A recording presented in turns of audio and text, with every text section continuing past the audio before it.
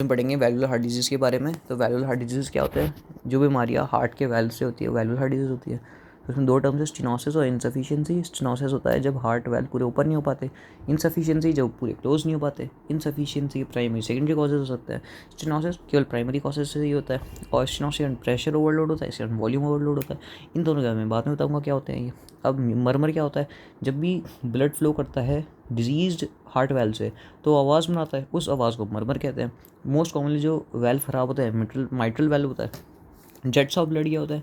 जब जब valve stenosis कर जाता है तो नैरो हो जाता है ओपनिंग, लेकिन जो ब्लड आना होता है, ब्लड तो आना होता है, तो उसका प्रेशर बढ़ जाता है बहुत ज़्यादा, उसकी वेलोसिटी भी बढ़ जाती है, उसकी वेलोसिटी बहुत ज़्यादा बढ़ जाती है।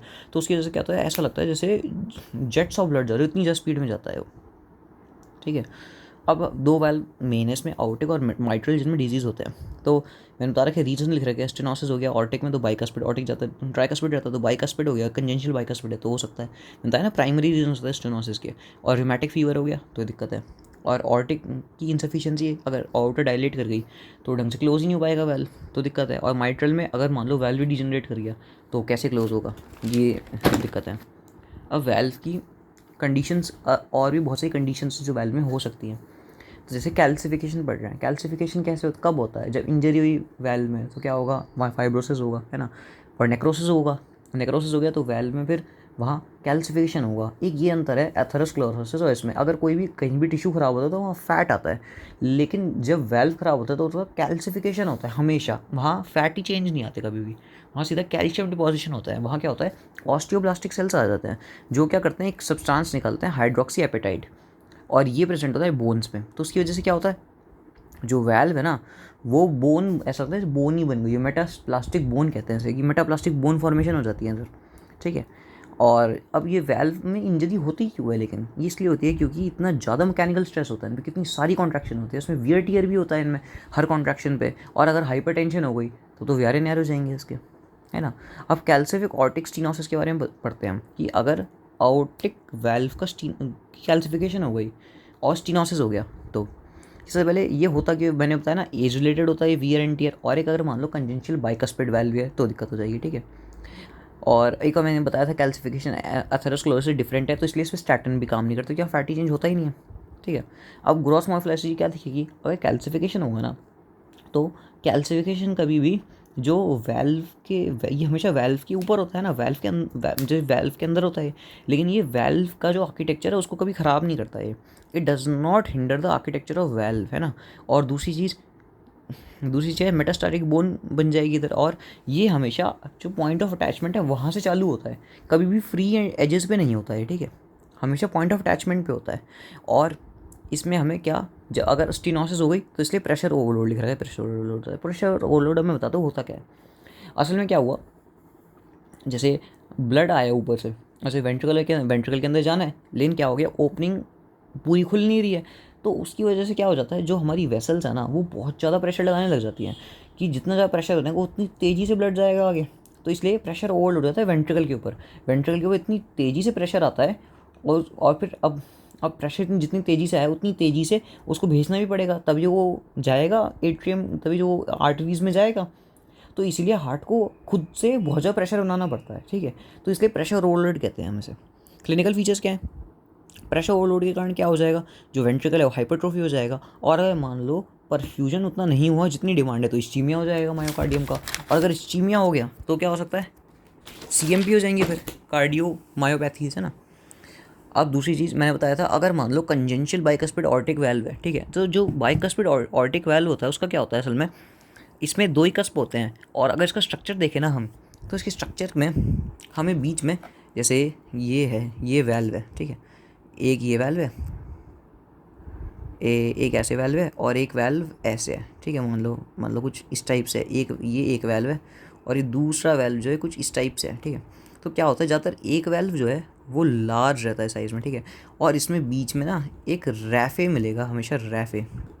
ये रैफे क्या दर्शाता है, ये रैफे बताता है कि यहाँ अलग होने थे, यहाँ दो वैल्व बने थे लेकिन एक ही बना हुआ है। तो जो रैफे रहता है ये मोस्ट फेवरेबल साइट होती है कैल्सिफिकेशन की।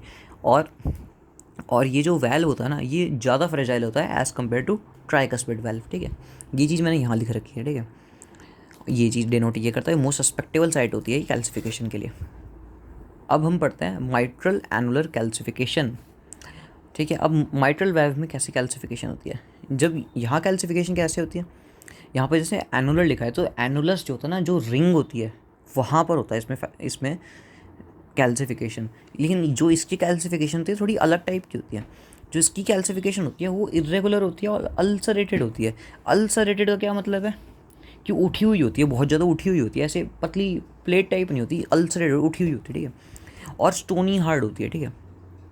और ना ये वेल्व की, और ये खास बात है, वेल्व के फंक्शन को इफेक्ट नहीं करती है, मोस्टली नहीं करती, लेकिन कुछ कंडीशन में इफेक्ट करती है। उसमें क्या कर दवा देती है कि रिगर्जिटेशन भी करवा देती है और स्टेनोसिस भी करवा देती है, दोनों करवा सकती है ये, स्टेनोसिस भी और रिगर्जिटेशन भी। और ऐसा भी हो सकता है कि फैलता फैलता कैल्सिफिकेशन नीचे तक पहुंच जाए और एवी कंडक्शन सिस्टम में दिक्कत आ जाए, ये भी कर देती है ये।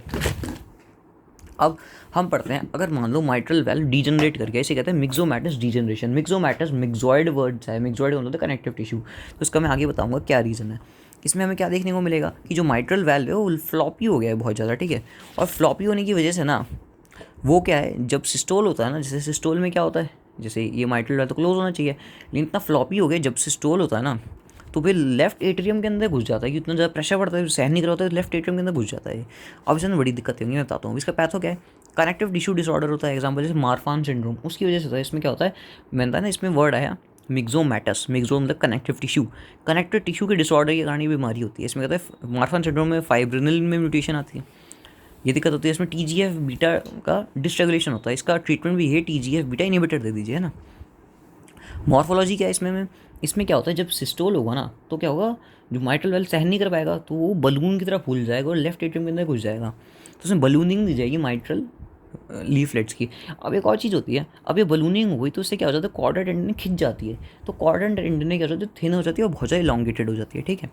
थिन और इलॉन्गेटेड हो जाती है कॉर्डा टेंडन। और जो एनुलस है जिससे जुड़ा रहता है, अब क्या हो रहा है, ये इतना ज़्यादा इलॉन्गेट कर जाता है, जो एनुलस है ना, एनुलस भी डायलेट कर जाता है इसके चक्कर में। एनुलस जैसे रिंग, फाइब्रस रिंग रहती है, लेकिन वो भी डायलेट कर जाती है, ठीक है।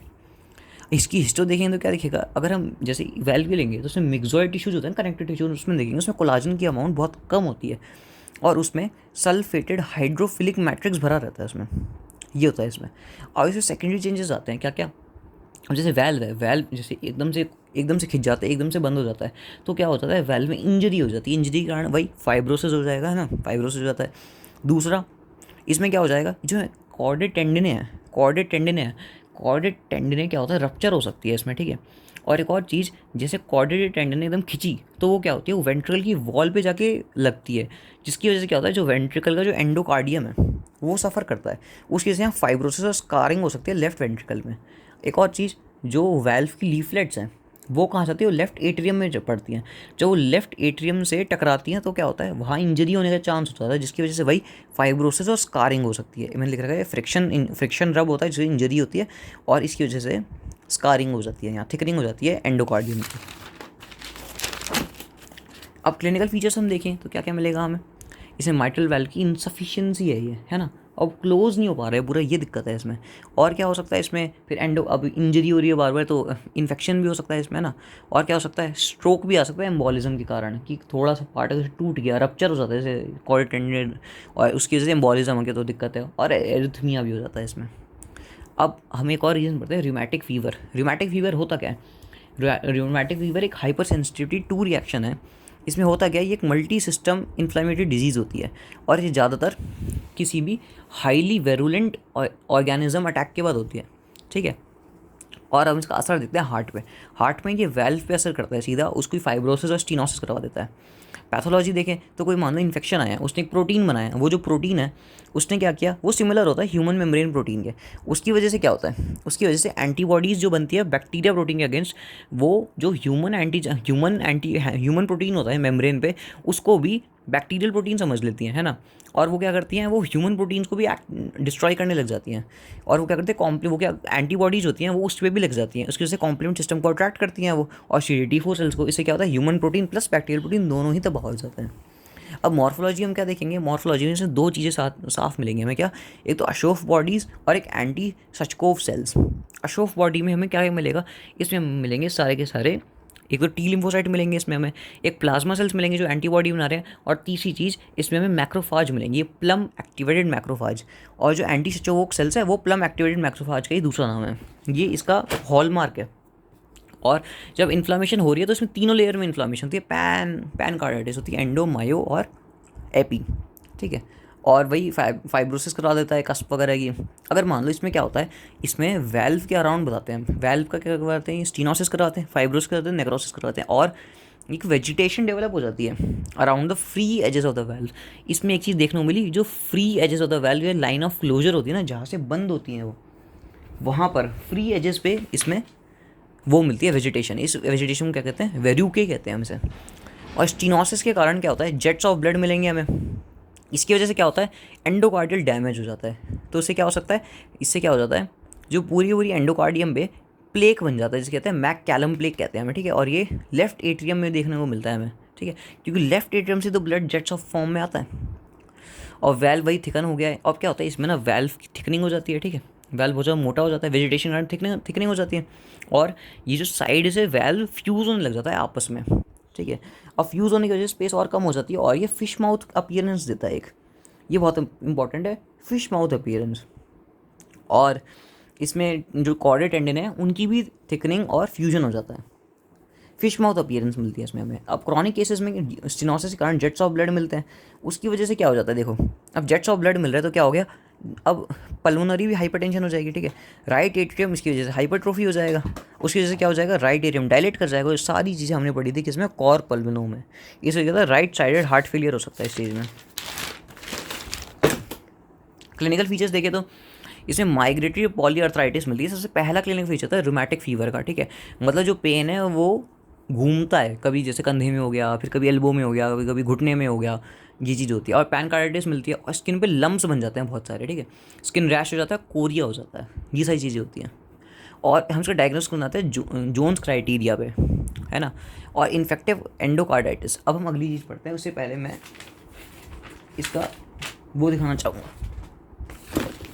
जैसे ये डायग्राम दे रखा है रॉबिन्स में, इसमें बता रखा है कि ये जो येलो है, ये साइड से ये वेजिटेशंस है, ये वेजिटेशन है जो वेल्व के क्लोजर पे या एजेस पे बनी हुई है, ठीक है। इसमें बताया गया स्मॉल वेजिटेशन है, और ये पूरी की पूरी लाइन ऑफ क्लोजर पे है, इसे वेरिके कहते हैं। क्या कहते हैं, वेरिके।